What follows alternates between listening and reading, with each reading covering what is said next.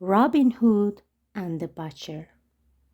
The Sheriff of Nottingham hated Robin and wanted to kill him. The sheriff was a very unkind man.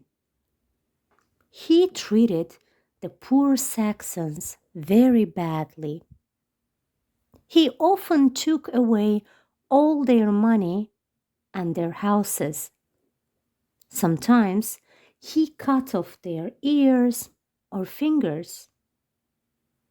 The poor people went into the wood and Robin gave them food and money. Sometimes they went home again, but very often they stayed with him and became his men. The sheriff knew this, so he hated Robin more.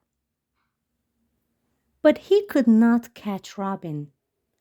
Robin used to go to Nottingham very often, but the sheriff never knew him, so he always escaped. The sheriff was much afraid to go into the forest to take him. Robin's men fought for him because they loved him.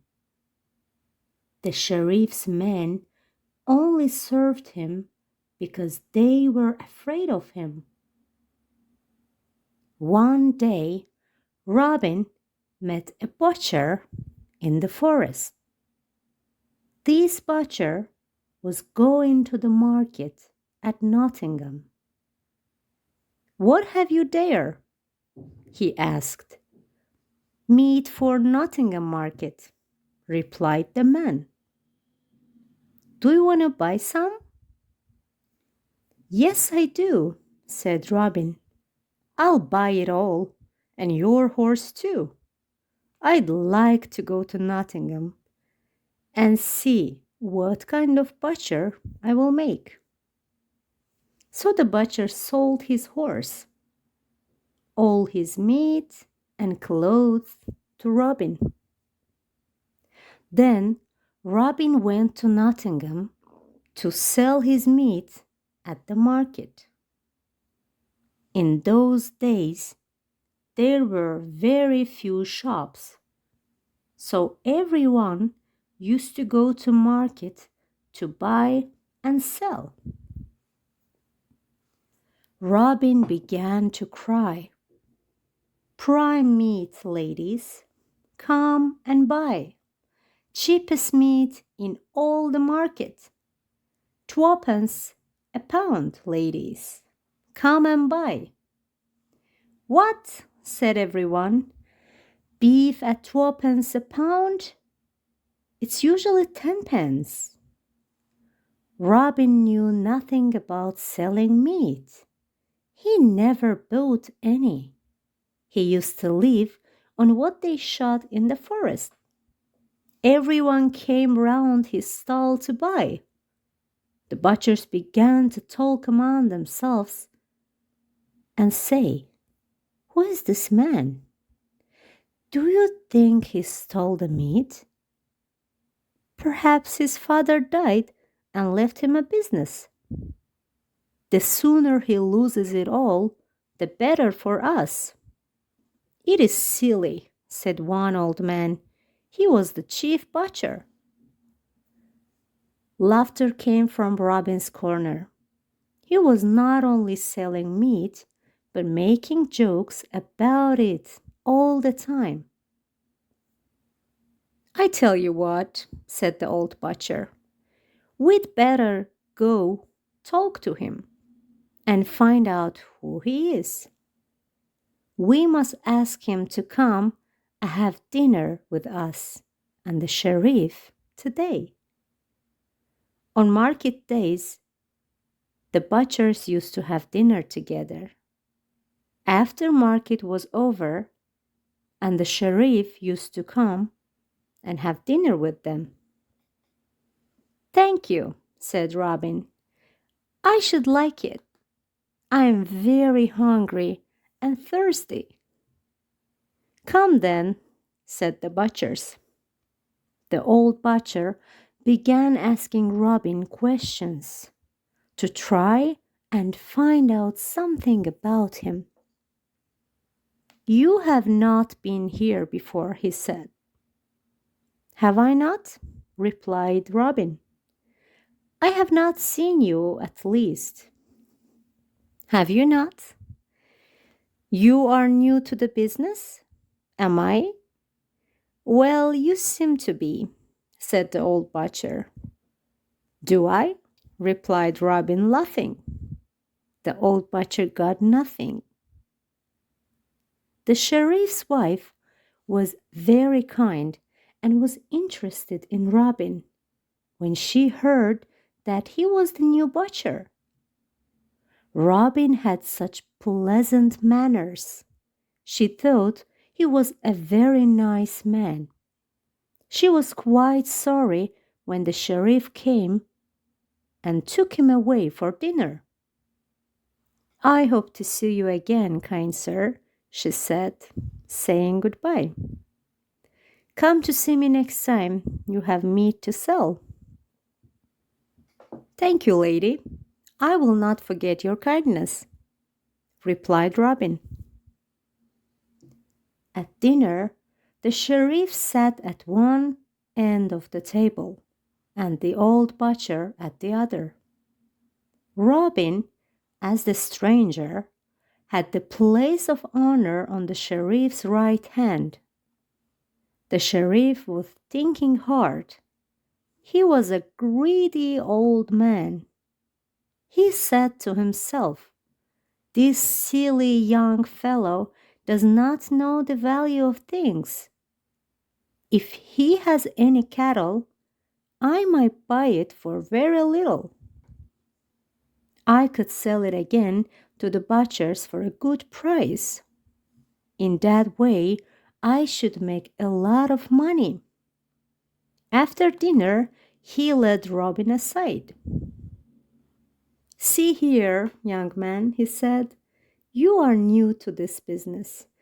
Don't trust these men." He pointed to the butchers. "Take my advice. If you have any cattle to sell, come to me.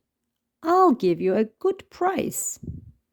The sheriff was happy when he heard that Robin had so many cattle for sale.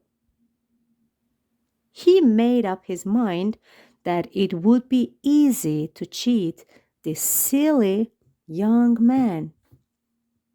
He began to count the money. He was such a greedy old man.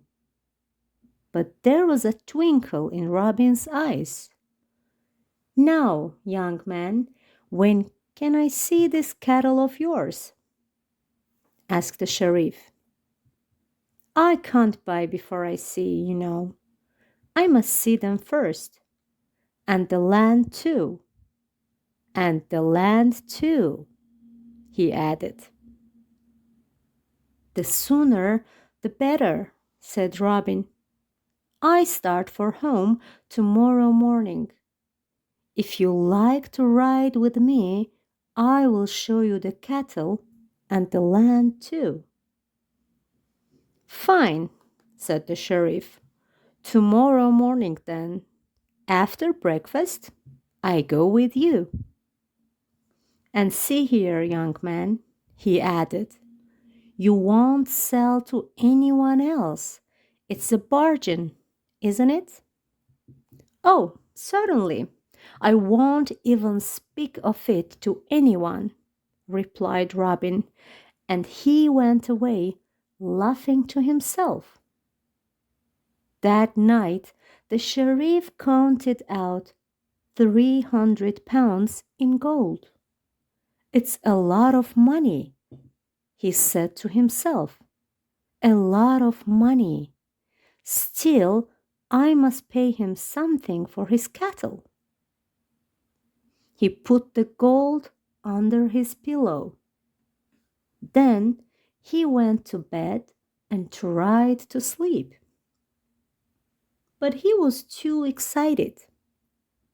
In the morning, when the sheriff saw that they were going to Sherwood Forest, he began to feel nervous. "There is a bold, bad man in these woods," he said. "He is called Robin Hood. He robs people. Do you think we will meet him?" "I'm sure we won't meet him," replied Robin with a laugh. "Well, I hope not, I'm sure," said the sheriff. "I never dare to ride through the forest unless I have my soldiers with me. He's a bold, bad man." Robin only laughed, and they rode on right in the forest. "Look there," he cried. "Look, what do you think of my cattle?" "I think," said the sheriff, "I think I should go back to Nottingham." "What? And not buy any cattle? What is the matter?" Come, sheriff, and besides, you have money for it." At the mention of money, the sheriff turned pale. "Young man," he said, "I don't like you at all. I want to go back to Nottingham. This isn't money I have in my bags. It's only stones." Robin blew his horn 3 times, and Little John and all the company came out. "Good morning, Little John," said Robin. "Good morning, Master Robin," he replied. "What orders have you for today?" "Well, in the first place, I hope you have something nice for dinner. I took the Sheriff of Nottingham to dine with us," answered Robin. "Yes," said Little John, "the cooks are busy. But we didn't wait for so fine a guest as the Sheriff of Nottingham," he added. "I hope he will pay honestly." Robin Hood always gave these men who stole money from poor people a very fine dinner, and then he made them pay much money for it. The sheriff was very much afraid. He knew he was in the hands of Robin Hood. He was angry too. They had a very fine dinner. The sheriff began to feel comfortable and to think he was gonna get off easily, when Robin said, "Now, Sheriff, you must pay for your dinner." "Oh, I'm a poor man," said the sheriff. "I have no money." "No money? What have you in your bags then?" asked Robin. "Only stones, nothing but stones. I told you before," replied the sheriff. "Little John, go and look in the sheriff's bags," said Robin. Little John counted out 300 pounds. "Sheriff," said Robin, "I shall keep all this money and divide it among my men. It is not half as much as you stole from them. I always punish people who tell lies. You do so many evil deeds," he went on, "that you deserve to be hanged. But your wife was kind to me yesterday. For her sake, I let you go. But if you are not kind to my people, I will let you off so easily another time." Robin called for the sheriff's horse.